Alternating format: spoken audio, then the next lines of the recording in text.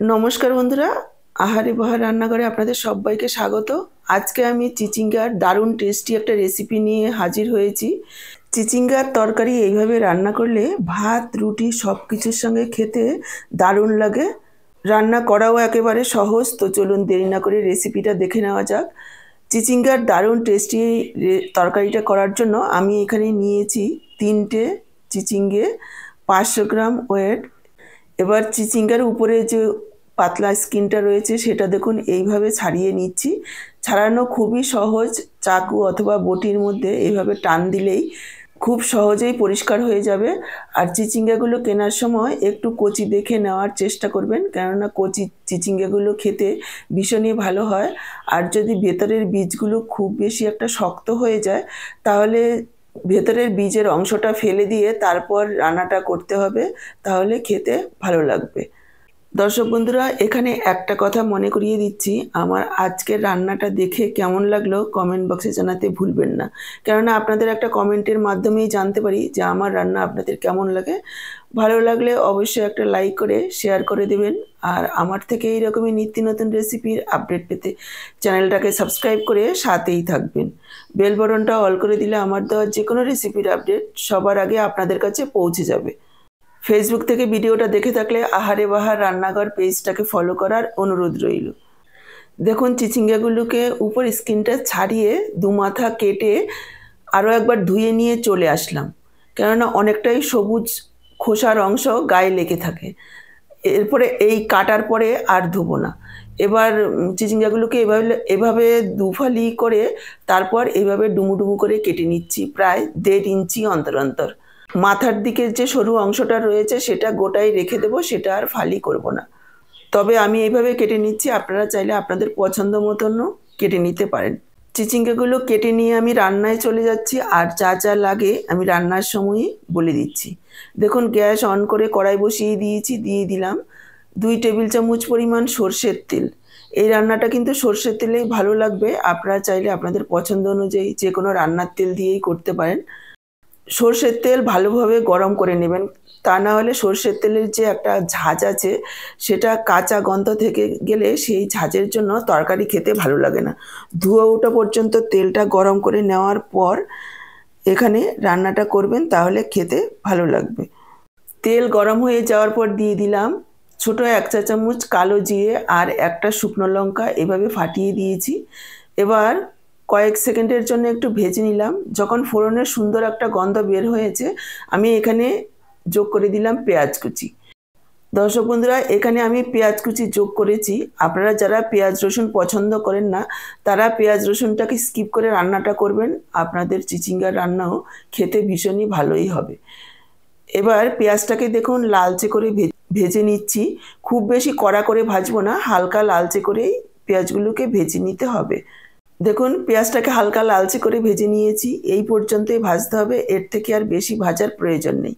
এবার আমি যোগ করে দিলাম আদা, কাঁচা লঙ্কা আর রসুন একসঙ্গে থেতো করে নিয়েছি। 1/2 ইঞ্চি আদা, 4 কোয়া রসুন আর 2টো কাঁচা লঙ্কা একটু থেতো করে তারপর যোগ করে দিলাম। এবার কাঁচা গন্ধ যাওয়া পর্যন্ত ভেজে নিচ্ছি। আপনারা চাইলে মিক্সিতে একটু পেস্ট করেও দিতে পারেন, তবে থেতো করে দিলে সেটার টেস্টটা কিন্তু আলাদা হবে। দেখুন আদা রসুনটাকেও কাঁচা গন্ধ যাওয়া পর্যন্ত ভেজে নিয়েছি। এবার আমি যোগ করে দিলাম কেটে রাখা চিচিঙ্গাটাকেও প্রথমে একটু মিশিয়ে নেব, তা না হলে নিচের মশলাটা পুড়ে যেতে পারে। ভালোভাবে মিশিয়ে নেওয়ার পর এখানে আমি যোগ করে দিচ্ছি পরিমাণ মতো লবণ, 1/4 চামচ হলুদ গুঁড়ো, 1/2 চা চামচ ধনের গুঁড়ো, 1/2 চা চামচ জিরের গুঁড়ো, 1/2 চা চামচ পরিমাণ লাল লঙ্কার গুঁড়ো। ঝালটা আপনারা নিজেদের পরিমাণ বুঝে দেবেন। এখানে যেহেতু কাঁচা লঙ্কা যোগ করা হয়েছে সেজন্য লঙ্কার পরিমাণটা একটু কম করেই দিতে হবে। আর দিয়ে দিলাম 1 চা চামচ পরিমাণ কাশ্মীরি লাল লঙ্কার গুঁড়ো। এটা সম্পূর্ণই অপশনাল, আপনারা চাইলে নাও দিতে পারেন। এবার মশলাটাকে 1 মিনিট মতো একটু নাড়াচাড়া করে নেব। যেহেতু লবণ দেওয়া রয়েছে অল্প অল্প জল ছাড়বে চিচিঙ্গা, সেই জলেই মশলাটা 1 মিনিট মতন একটু ভেজে নেব। 1 মিনিট মতো একটু ভেজে নেওয়ার পর ঢেকে দিয়ে আরও 5-6 মিনিট রান্না করে নেব। এই সময় গ্যাসের ফ্লেমটাকে একেবারে মিডিয়াম লোতে রাখতে হবে আর মাঝে মাঝে ঢাকা তুলে নাড়াচাড়া করে দিতে হবে। চিচিঙ্গার থেকে যে জলটা বেরোবে তাতে করে চিচিঙ্গাগুলো কষানো বা ভাজা হয়ে যাবে, মশলাটাও তার সাথে কষানো হবে। এই সময় আমি একটা মশলা তৈরি করে নেব। দেখুন মিক্সচারের জারে নিয়ে নিচ্ছি 2 টেবিল চামচ পোস্ত। পোস্তটাকে আমি 30 মিনিট আগে জল দিয়ে ভিজিয়ে রেখেছি। এইভাবে একটু ভিজিয়ে রাখলে মিক্সিতে পেস্ট করতে গেলে পোস্তটা খুব সুন্দরভাবে পেস্ট হয়, আর তা না হলে খুব ভালো মিহি পেস্ট হতে চায় না। এবার আমি মিক্সচারের জারে নিয়ে নিলাম, সাথেই দিয়ে দিচ্ছি 1 মুঠো কাজু। এখানে 7-8টা কাজু আমি এইভাবে টুকরো করে ভিজিয়ে রেখেছি। আপনারা চাইলে কাজুর পরিবর্তে 4 মগজ দিতে পারেন 1 টেবিল চামচ পরিমাণ, তা না হলে কয়েকটা চীনাবাদামও দিয়ে দিতে পারেন। সাথেই দিয়ে দিলাম টক দই। এখানে আমি 2 চামচ টক দই ব্যবহার করছি। তারপর দেখুন এইরকম একটা মিহি পেস্ট তৈরি করে নিয়েছি। চিচিঙ্গাটাকে 5-6 মিনিট এভাবে ঢেকে রান্না করে নিয়েছি। দেখুন অল্প অল্প জল বের হচ্ছে আর চিচিঙ্গাগুলো খুব সুন্দরভাবে রান্না হয়েছে।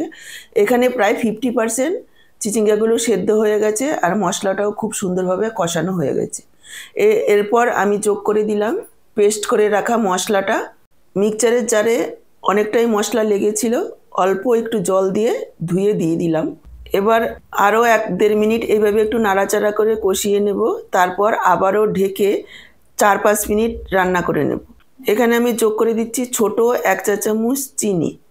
তারপর মিশিয়ে নিয়ে ঢেকে আরও 3-4 মিনিট রান্না করে নিয়েছি। দেখুন রান্নাটা মিডিয়াম লো ফ্লেমেই করতে হবে ঢেকে ঢেকে, আর মাঝে মাঝে 2-1 বার ঢাকা তুলে নাড়াচাড়া করে দিতে হবে। দেখুন খুব সুন্দরভাবে মশলাটাও কষানো হয়ে গেছে। চিচিঙ্গা সেদ্ধ হতে একটু সময় লাগে। ঝিঙ্গে যেমন খুব তাড়াতাড়ি সেদ্ধ হয়ে যায়, চিচিঙ্গা সেদ্ধ হতে একটু বেশি সময় লাগে। আরও কিছুক্ষণ এইভাবে একটু নাড়াচাড়া করে নিলাম। দর্শক বন্ধুরা, চিচিঙ্গা খাওয়া কিন্তু আমাদের শরীরের জন্য ভীষণই ভালো। শুধু এই বর্ষার সময় পাওয়া যায়, একটা সিজনেই, তাই সপ্তাহে 2-3 দিন অন্তত এই সবজিটা পাতে রাখুন।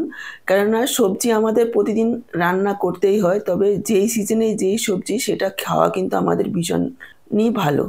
এই চিচিঙ্গাতে প্রচুর পরিমাণে ভিটামিন রয়েছে, যেটা আমাদের শরীরের জন্য খুবই উপকারী। দেখুন আমি নাড়াচাড়া করে নিয়ে ছোট 1 বাটি মোটামুটি 1 কাপ পরিমাণ জল যোগ করে দিলাম। আরও একবার মিশিয়ে নিচ্ছি। এটা কিন্তু কোনো রকম পাতলা ঝোল করব না আমি, আপনারা যেমন ঝোল রাখবেন সেই পরিমাণ বুঝে জলটা যোগ করতে পারেন। ঢাকা দিয়ে আরও 4-5 মিনিট রান্না করে নেব। দেখুন ঢাকা দিয়ে আরও 4-5 মিনিট রান্না করে নিয়েছি। যারা সবজিতে আলু খেতে পছন্দ করেন তারা আলুও যোগ করতে পারেন। দেখুন খুব সুন্দরভাবে চিচিঙ্গাগুলো সেদ্ধ হয়ে গেছে। এর থেকে আর বেশি সেদ্ধ করবেন না। যে কোনো সবজি খুব বেশি গলিয়ে ফেললে সেই সবজির পুষ্টিগুণও নষ্ট হয়ে যায় আর স্বাদও নষ্ট হয়। এবার আমি যোগ করে দিচ্ছি অল্প একটু ধনেপাতা কুচি।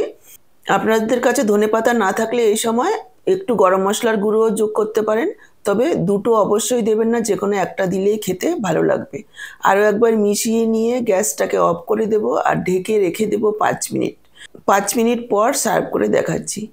দেখুন 5 মিনিট পর ঢাকাটা তুলছি, দেখেই বুঝতে পারছেন কতটা লোভনীয় হয়েছে দেখতে, খেতেও অসম্ভব সুন্দর হয়।